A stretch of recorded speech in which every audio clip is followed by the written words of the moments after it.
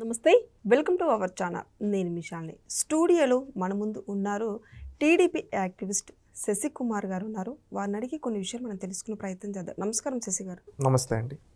ఇప్పుడు రాయలసీమలో lift irrigation గురించి వైసీపీ వాళ్ళు దుష్ప్రచారం చేస్తున్నారు. గత 5 సంవత్సరాల్లో వాళ్ళు ఏం చేశారు రాయలసీమలో అంటే మీరేం చెప్తారు? ఒకటి, రాయలసీమ లిఫ్ట్ గురించి మాట్లాడే నైతిక అర్హత వైసీపీ పార్టీకి లేదు. రాయలసీమ లిఫ్ట్ గురించే కాదు, రాయలసీమ గురించి పేరెత్తే అర్హత కూడా వైసీపీ పార్టీలో పనిచేసిన కార్యకర్త కార్పొరేటర్ కూడా లేదు. నేను ఎందుకు ఈ మాట చెప్తానంటే సగర్వంగా చెప్తున్నా. ఎందుకంటే వాళ్ళు చేసింది రాయలసీమకు శూన్యం. జగన్మోహన్ రెడ్డి రాయలసీమ వాసే, రాజశేఖర్ రెడ్డి రాయలసీమ వాసే. కానీ వాళ్ళు రాయలసీమను వెన్నుపోటు పొడిచారు, దగా చేశారు, రాయలసీమను దోచుకున్నారు. ఇది రాయలసీమలో ఉండే ప్రతి ఒక్కరూ గుర్తించాలి. రైతన్నలు కావచ్చు, మహిళలు కావచ్చు, యువత కావచ్చు. ఎందుకంటే వీళ్ళు పాటలు, వీళ్ళ ఎలివేషన్లు ఎలా ఉంటాయంటే రాయలసీమకు వీళ్ళు ఏదో పొడి చేశారనే స్థాయిలో ఉంటాయి.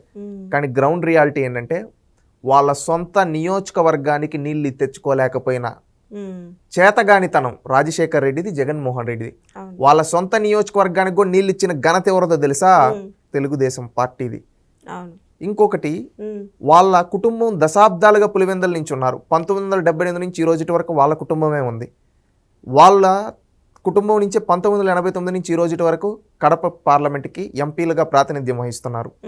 ఇన్నేళ్ళు అధికారం అనుభవించిన వాళ్ళు కడప ఉక్కు సాధించలేకపోయారు, కట్టలేకపోయారు.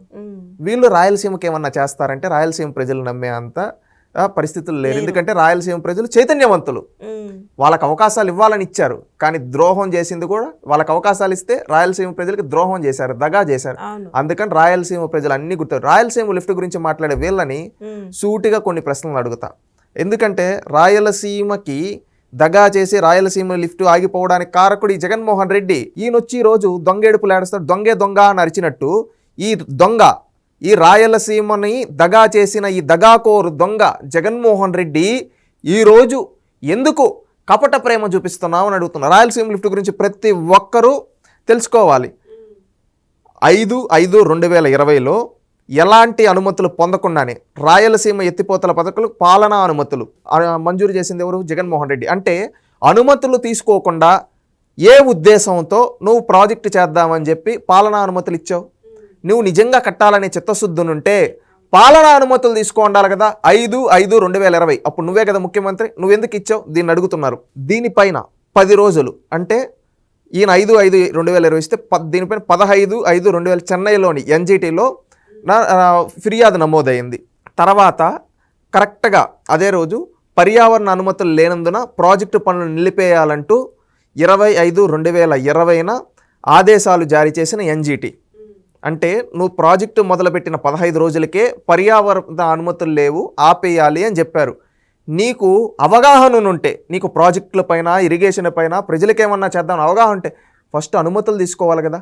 అనుమతులు తీసుకోకుండా పాలనా అనుమతి, నువ్వు పర్యావరణ క్లియరెన్స్లు ఇవి తీసుకోకుండా పాలనా అనుమతులు ఇచ్చేసావు. ఏ ఉద్దేశంతో ఇచ్చావు అంటే మీ నాయన జలయజ్ఞం చేసి జలయజ్ఞం అని చెప్పి ధనయజ్ఞం చేసి దోచుకున్న విధంగా దోచుకోవాలనే ఉద్దేశపూర్వకంగా నువ్వు నీ కట్టల మూటల కోసం తప్పితే రాయలసీమ ప్రజలపై నీకు ప్రేమ ఎక్కడ ఉంది? నిజంగా ఆ ప్రేమ ఉనుంటే నువ్వు ఆ రోజు చూపించి తెచ్చుకో ఉండాలి కదా. పాలనా అనుమతులు అంటే లైక్ క్లియరెన్స్లు అన్నీ తీసుకొని తర్వాత పాలనా అనుమతులు ఇచ్చిండాలి. అవి ఎందుకు ఇవ్వలేదని. DPR లేకుండా పనులు చేసామని అంటే ఏదైనా ఒక ప్రాజెక్ట్ కట్టాలన్నా మనం ఏదన్నా చేయాలన్నా ఒక DPR అనేది తీసుకుంటాం. దీనివల్ల ఇదని అది లేకుండా నువ్వు చేసిన దానివల్ల 22/3/2024 ఆనాడు నువ్వే ముఖ్యమంత్రి 2.65 కోట్లు జరిమానా విధించారు.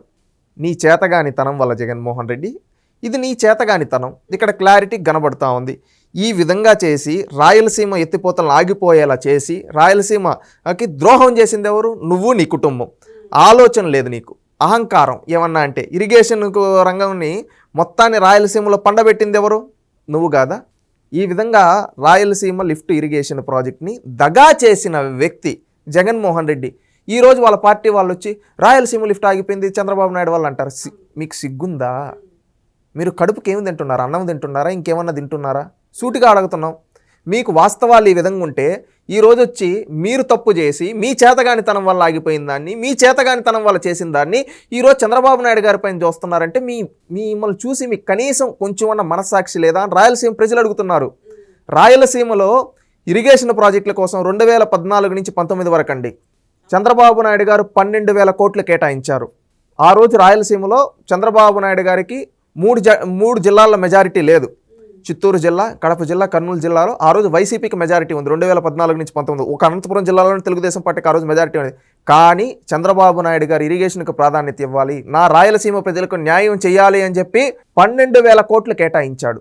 కానీ నువ్వు జగన్మోహన్ రెడ్డి అని నీకు 2019లో రాయలసీమ మొత్తం మీద 52 అసెంబ్లీ కాన్స్టిట్యున్సీల్లో 49 నియోజకవర్గాలు స్వీప్ చేసి ఇచ్చారు. జిల్లాలు ఊడ్చి నీకు, అవునా కదా? కర్నూలు, కడప జిల్లాలు 2 స్వీప్ చేసి ఇచ్చారు. చిత్తూరు జిల్లాలో 14-13 ఇచ్చారు. అనంతపురం జిల్లాలో 14-12 ఇచ్చారు. స్వీప్ చేసి నీ చేతిలో పెట్టారు. 8 మంది ఎంపీలను నీకు ఇచ్చారు.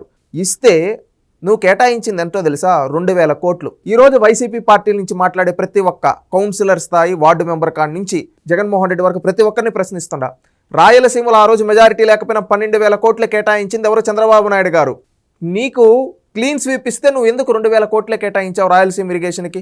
ఆనాడు చంద్రబాబు నాయుడు గారు దాదాపు 15 నుంచి 20 ప్రాజెక్టులు పూర్తి చేశారు రాయలసీమలో. నువ్వు 102 ప్రాజెక్టులని పండబెట్టావు రాయలసీమలో. నీ సొంత జిల్లాలో అన్నమయ్య డ్యామ్ కొట్టుకోబోయిందంటే దానికి కారణం నీ చేతగానితనం.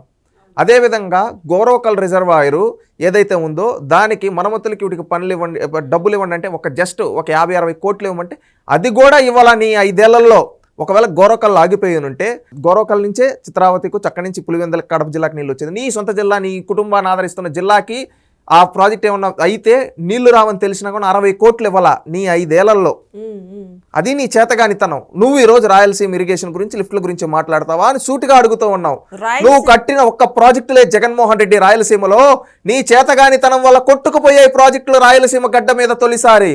నీ చేతగానితనం వల్ల 102 ప్రాజెక్టులు ఆగిపోయాయి రాయలసీమలో. నీ చేతగానితనం వల్ల రాయలసీమ రైతులు రోడ్డును పడ్డారు. ఆ రోజు రాయలసీమ రైతులకు ఇచ్చే డ్రిప్ పైన సబ్సిడీ ఎత్తేసావయ్యా జగన్మోహన్ రెడ్డి నువ్వు. నీ సొంత జిల్లా, నీ సొంత నియోజకవర్గానికి నీళ్ళు వచ్చేదానికి ఒక ప్రాజెక్టుకి దాని మరమ్మతులకి ఇదేమన్నా కొట్టుకోబోతుంది మరమ్మతులకు 60 కోట్లు ఇవ్వమంటే నువ్వు 5 ఏళ్లలో నువ్వు రాయలసీమ గురించి మాట్లాడతావా అని అడుగుతూ ఉన్నాం ఈరోజు. వీటన్నిటికీ సమాధానాలు చెప్పండి వైసీపీ వాళ్ళు. 5 ఏళ్ళు రాయలసీమలో ఇరిగేషన్ ప్రాజెక్టులని పడకేసే విధంగా చేసిన నువ్వు ఈరోజు నీకు మాట్లాడే అర్హత ఉందా? ఈరోజు ప్రాంతీయ విద్వేషాలు రెచ్చగొట్టాలనుకునే నిన్ను సూటిగా అడుగుతూ ఉన్నాం. గోరవకల్ రిజర్వాయర్కి ఆ రోజు అవసరమైన 60 కోట్లు ఎందుకు ఇవ్వలేకపోయావు? నీ చేతగానితనమా? రాయలసీమ లిఫ్ట్ పైన నువ్వు పర్యావరణ క్లియరెన్స్లు తీసుకోకుండా ఏ ఉద్దేశంతో నువ్వు ప్రాజెక్టు మొదలు పెట్టాలనుకున్నావు? నీకు నిజంగా చిత్తశుద్ధి ఉంటే క్లియరెన్స్లు అన్ని తీసుకుంటే ఎందుకు క్లియరెన్స్లు తీసుకోకుండా మొదలు పెట్టావు? ఇది రాయలసీమ ప్రజలను దగా చేయడం కాదా? రాయలసీమలో ఉండే ఇరిగేషన్ 102 ప్రాజెక్టులు ఆగిపోతే కనీసం కరెంటు బిల్లు మెయింటెనెన్స్ కూడా నిధులు కేటాయించి నిన్ను సూటిగా అడుగుతున్నా ఎందుకు కేటాయించలేదని. 2,000 కోట్లు ఎందుకు కేటాయించావు? చంద్రబాబు నాయుడు గారికి మెజారిటీ లేనప్పుడు 12,000 కోట్లు కేటాయిస్తే నువ్వు ఈరోజు 2,000 అంతెందుకయ్యా? మొన్నటికి ఒక హాంద్రీనేవాకే 3,000 కోట్లు ఇచ్చి చంద్రబాబు నాయుడు పూర్తి చేశాడు. అది చిత్తశుద్ధి. నీ గురించి కూడా చెప్తాం. చంద్రబాబు నాయుడు గారు పులివెందులకి నికార్సగా జలాలు ఇస్తే నువ్వు కుప్పంకి వెళ్ళి ఇక్కడ కొన్ని దగ్గరికి వెళ్ళి సెట్టింగ్లు వేసుకొని నీళ్ళు ఇచ్చానని చెప్పుకొని ఎత్తేసిన చరిత్ర నీది. ఇదంతా రాయలసీమ ప్రజలు చూస్తూ ఉన్నారు. రాయలసీమలో ఒక్కటంటే ఒక ప్రాజెక్టు మీరు గట్లా. నేను చెప్తానండి ఈరోజు చిత్తశుద్ధితో, తెలుగుదేశం పార్టీ రాయలసీమకి న్యాయం చేయడమే కాదు, రాయలసీమలో ఉండే ప్రతి ఇరిగేషన్ ప్రాజెక్టుకి తెలుగుదేశం పార్టీకి ఉంది. మేము సగర్వంగా చెప్పగలం, సీమ కోసం మేము ఇది చేసామని తెలుగుదేశం పార్టీ వాళ్ళం. కృష్ణా జలాలను శ్రీశైలం నుంచి సీమకు తరలించేందుకు అక్కడ పట్టిసీమ కట్టాం. ఆ మిగులు జలాల్ని, కృష్ణా జలాల్ని రాయలసీమ మొత్తం పారించాం. ఈరోజు చిట్ట చివరన ఏదైతే కుప్పం ఉందో పరమ సముద్రం వరకు ఈరోజు కృష్ణమ్మ పరవళ్ళు పరిగెడుతున్నాయంటే అది తెలుగుదేశం పార్టీ చేసిన కృషిని సగర్వంగా చెప్పగలం. అదే కాకుండా ఆవుకు టన్నల ద్వారా గండికోట, మైలవరం, చిత్రావతి, పైడిపాలెం జలాశయాలకు జలకళ తీసుకొని వచ్చింది తెలుగుదేశం పార్టీ, సగర్వంగా చెప్తాం.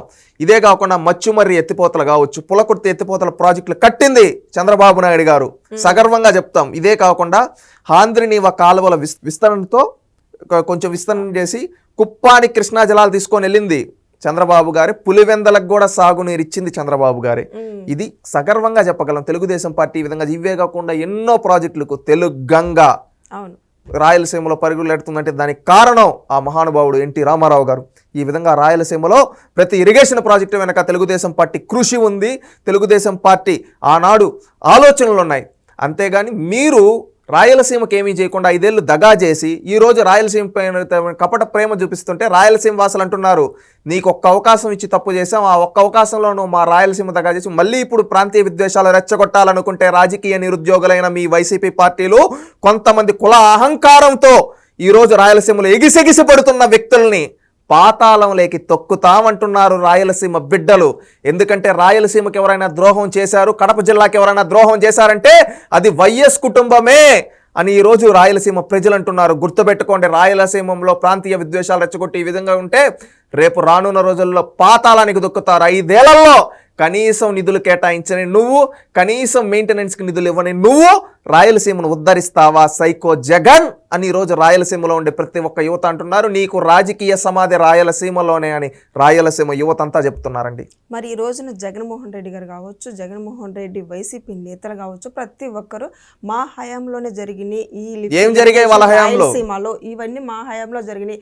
కానీ చంద్రబాబు నాయుడు గారు ప్రజలకి క్రెడిట్ మొత్తం నేనే చేశాడు అని ప్రజలకి చెప్తున్నారు అని వైసీపీ వాళ్ళు వ్యాఖ్యల్ని ఇప్పుడు ఏ విధంగా చూడాలి? ఒకటి, వాళ్ళు చేసింది ఏమీ లేదు. నేను ఇప్పుడు విత్ స్టాటిస్టిక్స్ మీ ముందర పెట్టా. Yes.